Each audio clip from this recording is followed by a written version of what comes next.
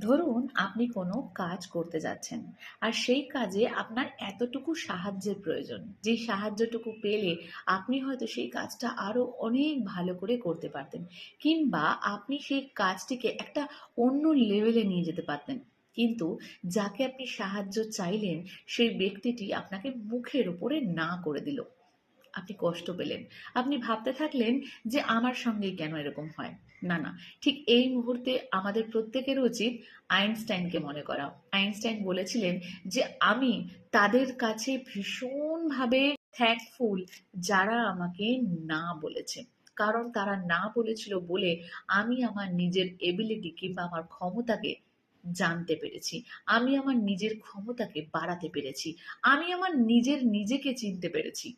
তার জন্য হয়তো সেই কাজটার থেকেও আরো অনেক ভালো কাজ আমি করতে পেরেছি। তাই ধন্যবাদ সেই প্রতিটা মানুষকে যারা আমার সামনে এসে আমাকে সাহায্য করতে না বলেছেন।